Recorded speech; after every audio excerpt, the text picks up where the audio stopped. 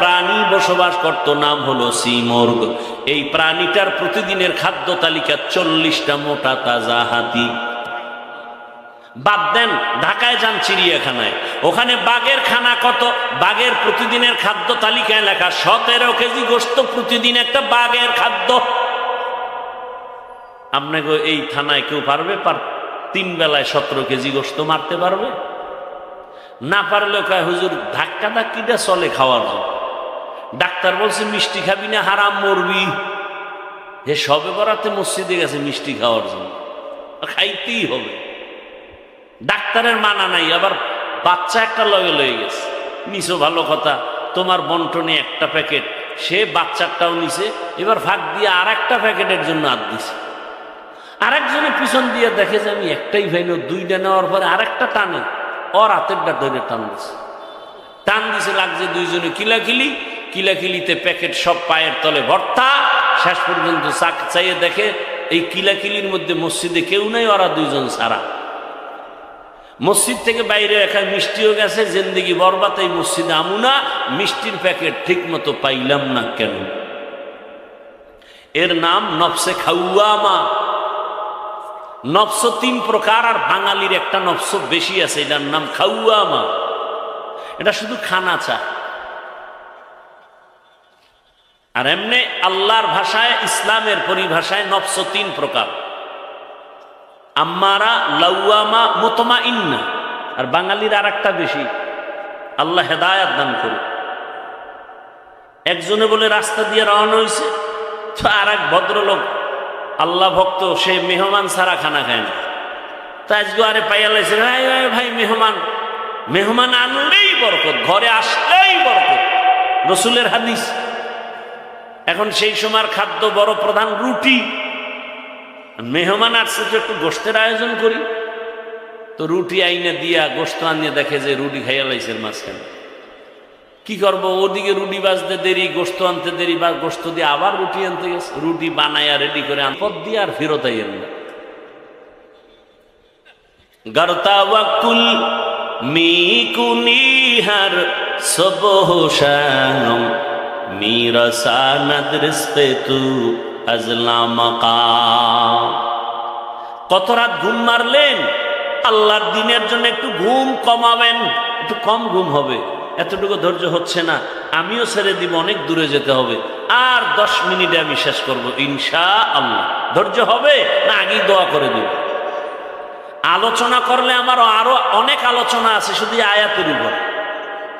আপনাদের ধৈর্য হচ্ছে না, আর আমারও হয় না, কত আর আল্লাহর দেওয়া বাসি আর কত বাজবে। ওগো নবীর উম্মতেরা,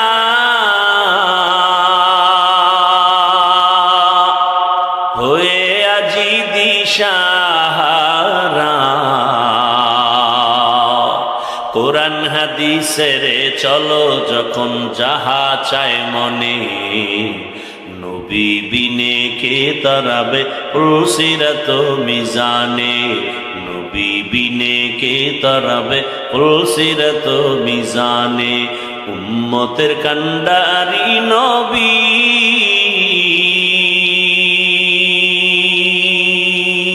কাঁদছেন উম্মতের লাগি, এখনো কাঁদেন নবীজি শুয়ে মদিনার পানে, নবী বিনে কে তারাবে পুলসিরাত মিজানে, নবী বিনে কে তারাবে পুলসিরাত মিজানে। ও আমার কলিজার যুবক বাবারা, ও বৃদ্ধ বাবাজি, পর্দার আড়ালের মা বোনেরা, আল্লাহ তো দুর্বল করে বানিয়েছেন, কিন্তু মর্যাদা সবার উপরে দিয়েছেন। মানুষের মতো দামি কেউ নাই। আমরা মেধার বেলায় দুর্বল, সবাই কিন্তু MBBS ডাক্তার, সবাই ডিগ্রি নিয়ে বসে আছে চেম্বারে, কিন্তু একে অপরের কাছে দুর্বল। নাক কান গলার ডাক্তার পেটের রোগ ঠিক করতে পারে না, মেডিসিনের ডাক্তার নাক কান গলার উপরে বিশেষজ্ঞ না। আল্লাহ এক একজনের এক এক সাইড আগায় দিছে, এক সাইড দুর্বল রাখছে, যেন অহংকারী করার সুযোগ না পাও। আমি কোরআনের বয়ান করি, কিন্তু ফতুয়ার কাজ আমার না। ফতুয়া দেওয়ার বেলায় আমি মুফতি সাহেবের কাছে দুর্বল। দেখছেননি কারবার? দুনিয়ার সব একে অপরের কাছে দুর্বল। আল্লাহ এত দুর্বলতা দিয়ে বানাইলেন, এদিকে দুনিয়ার জমিনে যে আমি জান্নাতের পথে আগাবো, দুনিয়ার জমিনটাও বড় ভেজালওয়ালা, দুর্বল। চতুর্দিকে গুনাহ গুনাহ আগাইতে পারি না। আবার আমার পেছনে তিন দল শয়তান আমারে আটকানোর চেষ্টা করে, মানুষ শয়তান, জিন শয়তান, নফস শয়তান। এত কিছুর মধ্যে আমি কিভাবে আগাবো? সাহায্য না নিলে চলবে না, সাহায্য ছাড়া চলবে না। এখন ফাইনাল হয়ে গেল সাহায্য লাগবেই, এ কথা আমরা ফাইনাল, ঠিক নাকি? আপনি পারবেন সাহায্য ছাড়া? আপনার টাকা আছে কোটি কোটি, কিন্তু মাছওয়ালার কাছে টাকা না দিলে ঘরে মাছ আসবে না। এই জমিনে গরিবরা যদি গোশত না কাটতো, বড় লোকের কপালে কোনোদিন গোশতের খানা পেটে যাইত না। নদীর মধ্যে গরিবেরা গিয়া কি পরিমাণ কষ্ট করে মাছ ধরে, ওই গরিব যদি আমাকে মাছ এনে না দিত তো আমার কপালে মাছ আসতো না। আল্লাহ তাআলা দুর্বল বানায় রাখছেন। এবার সাহায্য চাবো, এটাই ফাইনাল। তবে কার কাছে সাহায্য চাবো বুঝেননি? কার কাছে চাবো? সবাই বলবে আল্লাহর কাছে। এর মিথ্যা কথা বলবেন বসে বসে। আল্লাহর কাছে সাহায্য চাইতেই হবে। যদি আপনার 100 বিশ্বাস আর বাস্তবায়ন করতেন, এ জমিনে কোনো এনজিও সুদখোর কোনো কারবারই থাকতো না। 30-40 বছর আগে জমিন থেকে সব এনজিও দূর হতো, সুদের কারবার চলতো না। বরং এমন জমানায় আমরা আসছি, যতই বয়ান করি ঘরে ঘরে সুদ, সুদ না হইলে তার চায়ের দোকানও চলে না। এলাকার কোন গরিব বড় লোকের কাছে গিয়ে কয়, জনাব আমারে 5000 টাকা ধার দেন, সামনে ঈদ আসছে, বাচ্চাদের কাপড় কিনবো। বড় লোক কয় নাই নাই নাই নাই নাই।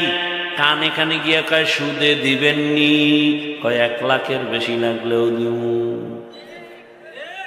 আছে না নাই?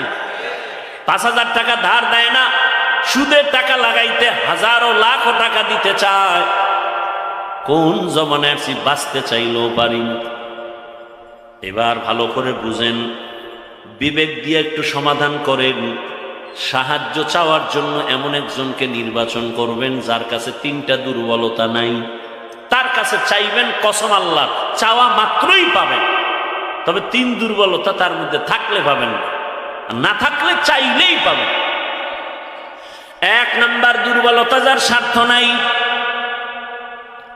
2 নাম্বার দুর্বলতা, যার পিছনে টান নাই।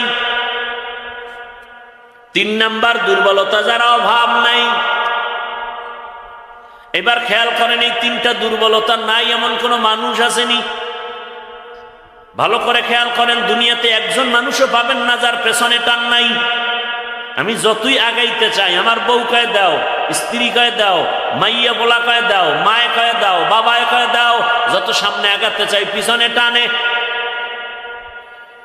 বুঝেননি কথা? ভাইরা আমার, তাহলে দুনিয়াতে এমন একজন মানুষ নাই যার পেছনে টান নাই। 2 নাম্বার দুর্বলতা, যার কোনো অভাব নাই। দুনিয়াতে এমন একজন মানুষের ঠিকানা দেন যার অভাব নাই।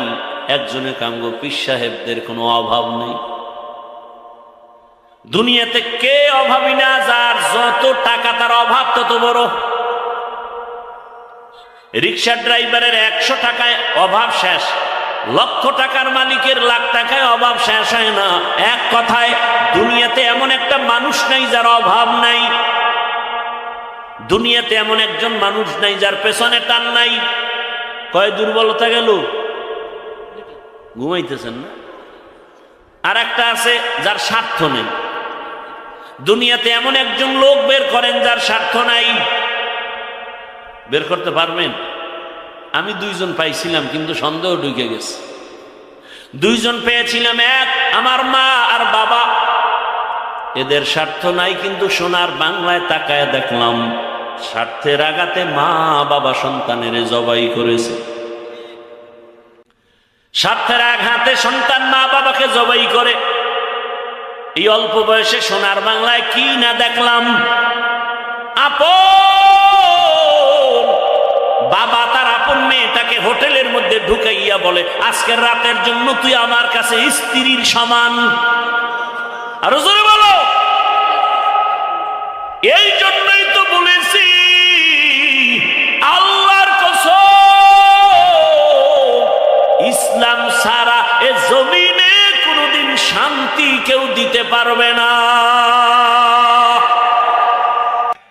চাপাবাজি করতে পারবে মরণ পর্যন্ত।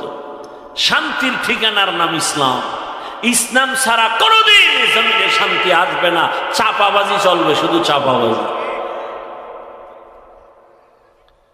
ভালো করে বুঝো, স্বার্থ ছাড়া কোনো মানুষের জমিনে নাই। স্বার্থের আঘাতে স্ত্রী স্বামীকে জবাই করে, স্বামী স্ত্রীকে জবাই করে, ভাই ভাইকে জবাই করে স্বার্থের আঘাতে। আমি কি বানায় বলতেছি বাবা? অহরহ দুর্ঘটনা ঘটে। এইবার হিসাব শেষ, গোড়ায় হিসাব করে দেখবেন একজন পাওয়া যায় যার পেছনে টান নাই, অভাব নাই, স্বার্থ নাই। তিনি কে? তিনি কে? ইয়া আইয়ুহান নাস আনতুমুল ফুকারাউ ইলাল্লাহ ওয়াল্লাহু হুয়াল গানিয়্যুল হামিদ।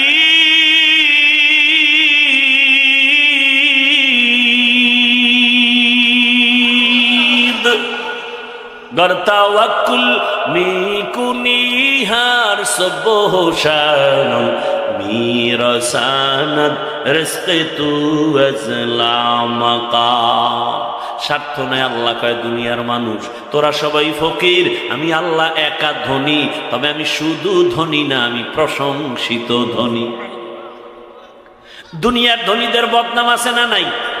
5 টাকা দিয়া 50 টাকার এহসান জিতায়, খোটা দেয়, খোটা অমুকে তা আমার টাকায় চলে।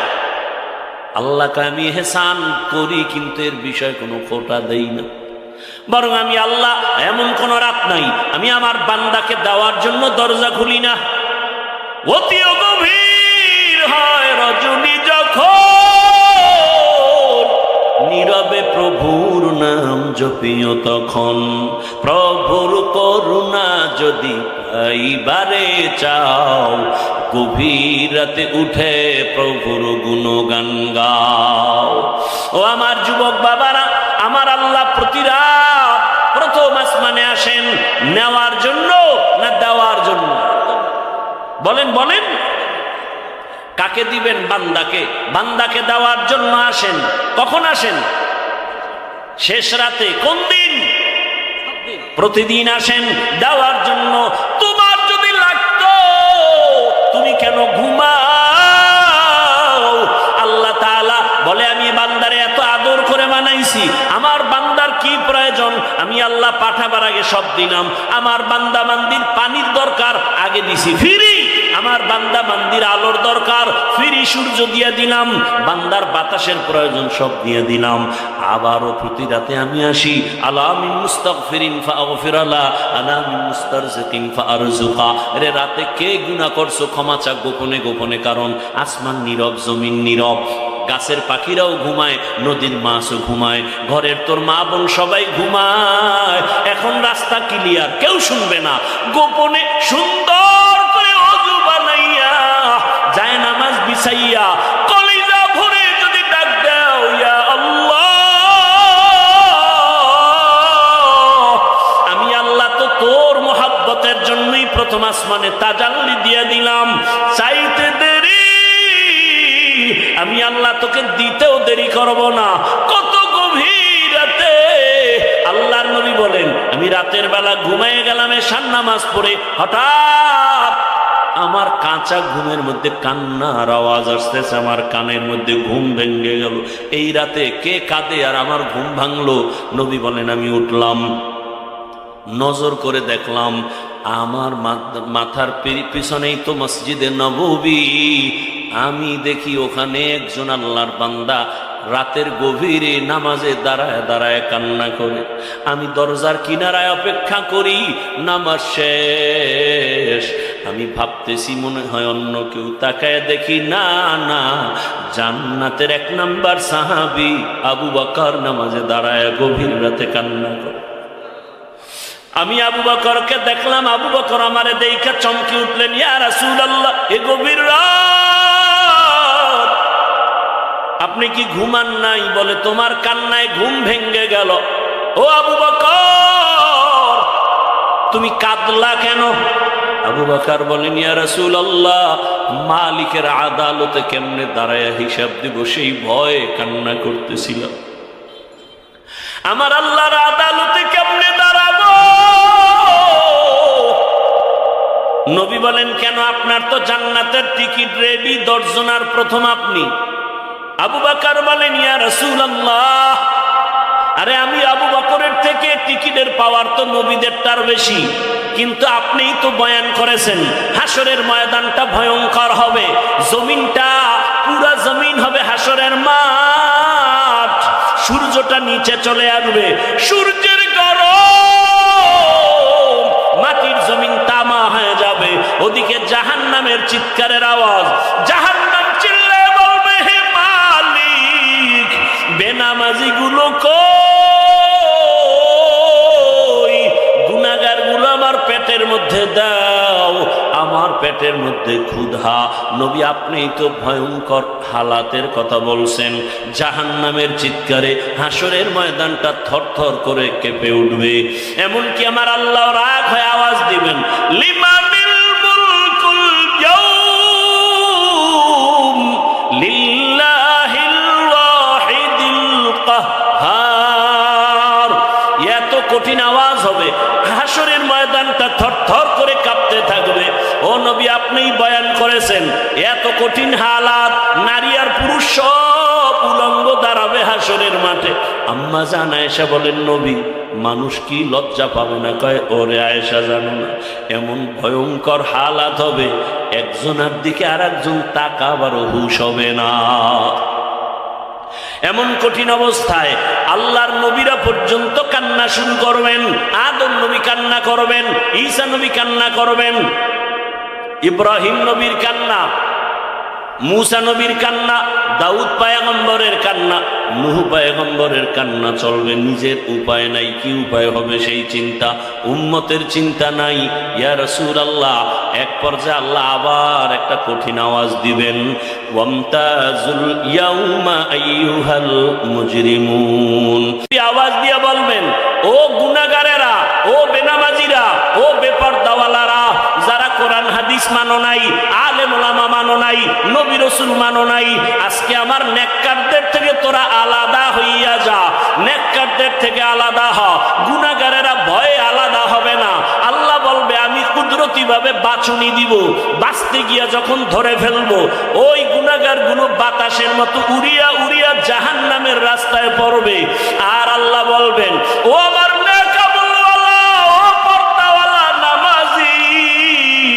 সূর্যের গরম মাথায় লাগাইস না, আরশে আজিমের নিচে গিয়ে অপেক্ষা কর, রহমতের নবীর সাথে তোমরা সব জান্নাতে যাইবা। আর যারা গুনাহগার বেনামাজি, এদেরকে জাহান্নামের পথে দাঁড় করাইয়া আল্লাহ বলবে, ও ফেরেশতারা লাইনে দাঁড় করাও, আর আমি বাম হাতে আমলনামা দিব। ও রহমতের নবী, আল্লাহ যদি আমি আবু বকরকে ডাইকা বলে, আবু বকর আমার জান্নাত পাইয়া কি নিয়ে আসছো বলো, আমি যদি বলি আল্লাহ তোমার জান্নাতের মোহাব্বতে তোমাকে পাওয়ার জন্য নামাজ রোজা তেলাওয়াত জিকির নিয়ে আসছি, আল্লাহ যদি বলে আবু বকর আমি যেইভাবে নামাজ চাইছি ওইভাবে হক আদায় করে নামাজ আদায় করো নাই, আমি যেইভাবে রোজা চাইছি ওইভাবে হক আদায় করে তুমি রোজা আদায় করো নাই, তোমার আমল আমার কাছে পছন্দ হয় নাই, সাথে সাথে আমার উপরে জাহান্নামের অর্ডার জারি হয়ে যাবে। ওই সময় আমি আবু বকরের কি উপায় হবে? চোখের পানি ছেড়ে কান্না করি, ও পয়গম্বর দোয়া করবেন আল্লাহর আদালতে যেন নাজাতের রাস্তা খুলিয়া যায়। ও আমার যুবক বাবারা, বৃদ্ধ বাবাজিরা, পর্দার আড়ালের মা বোনেরা, আমি যে এত কষ্ট করে আপনাদের যত বয়ান শুনাইছি, আমি একবারও কিন্তু বলি নাই মাদ্রাসায় আসো, স্কুল ছেড়ে দাও, কলেজ ছেড়ে দাও। না, বরং তুমি কলেজে পড়ো, স্কুলে পড়ো, দাবি নাই। তুমি ডাক্তার হও, ইঞ্জিনিয়ার হও, প্রফেসর হও, এসপি হও, ডিসি হও, এমপি, মন্ত্রী, যাই হও না কেন, অনুরোধ করি বাবা, তোমার মতো কত যুবক স্কুল কলেজে পড়িয়াও নামাজ ছাড়ে না, দাড়ি কাটে না। নিজের বিবেকটাকে জিজ্ঞাসা করো, তোমার কপাল কেন খারাপ, তুমি পারো না কেন? তোমার মতো কত যুবক রাস্তায় গাড়ি চালায়, 5 বেলার নামাজ পড়ে নাই, বলো তুমি কেন পারবা না? তোমার মতো যুবক র্যাব, আর্মি, পুলিশ, বিডিআরের চাকরি করে নামাজ পড়ে, তুমি কেন পারো না? তোমার মতো যুবক তাকায় দেখো, নদীর মধ্যে মাছ ধরে নামাজ পড়ে, কৃষি কাজ করে নামাজ পড়ে। নিজেকে জিজ্ঞাসা করো, তোমার কপালে কার বরদোয়া লাগছে? মা বাবার, নাকি শিক্ষকের, নাকি ওলামায়ে কেরামের? না হয় তোমার মতো যুবক যদি দুনিয়ার সব লাইনে চাকরি করে, ব্যবসা করে, নামাজ পড়ে, তুমি পারো না কেন? ও পর্দার আড়ালের আম্মা জানেরা, আপনার মতো কত মা এই এলাকায় এখনো খুঁজলে পাওয়া যায়, বেপর্দায় চলে না, নামাজ ছাড়ে না, মোবাইলে সময় নষ্ট করে না। ও আম্মা জানেরা, বোনেরা, মনটা কি চায় না একজন আদর্শমান ডাক্তারের মা হয়ে যাবেন? আপনার সন্তানের ব্যবহারে শিক্ষকরাও দোয়া করবে, আপনার সন্তানের আচরণে আলেম ওলামাও দোয়া করবে, আপনার সন্তান ডাক্তারি করবে, নামাজ পড়বে, কোরআন তেলাওয়াত করে আপনাদের জন্য দোয়া করবে। এরে আম্মা জান, যদি এমন চান আপনাকে আদর্শবান হতে হবে, আর জমিনে রহমতের নবীর আদর্শ থেকে সুন্দর আদর্শ আর নাই। ও আল্লাহর বান্দারা, ও আমার যুবক বাবারা, মা বোনেরা, বৃদ্ধ বাবাজিরা, তওবার দরজা খোলা, আল্লাহর কাছে তওবা করেন, সাহায্য চান, নামাজের মাধ্যমে, ধৈর্যের মাধ্যমে আল্লাহকে মনে মনে ডাক দেন। ও যুবক বাবা, জীবনে তো দাড়ি কম কাটো নাই, বেপর্দায় কম চলো নাই, এখনো কি তোমার মনের শখ মিটে নাই রে বাবা? কয়দিন আর হায়াত পাইবা জানা নাই, আর কবে গুনাহ থেকে তওবা করবা জানা নাই। অন্তর যদি ভালো হয়, যদি তওবার নিয়ত থাকে, মনে মনে আমার আল্লাহকে ডাকো আর বলো, হে আল্লাহ, জীবনে কত হাতের দ্বারা গুনাহ করলাম, জবানের দ্বারা গুনাহ করেছি, চোখের দ্বারা গুনাহ করেছি। ও আল্লাহ, আমার মতো যুবক জেনারেল লাইনে থাকিয়া যদি নামাজ পড়ে, আমি কেন পারবো না? আল্লাহ, তুমি বুঝি বেজার হয়ে গেছো, আজকে থেকে তওবা করতেছি, মরিয়া গেল আর নামাজ ছাড়বো না, দাড়ি কাটবো না, বেপর্দায় চলবো না। মা বাবার দোয়া নিয়া, শিক্ষকের দোয়া নিয়া, ওলামায়ে কেরামের পরামর্শ নিয়া, রসুলের আদর্শ মেনে চলবো।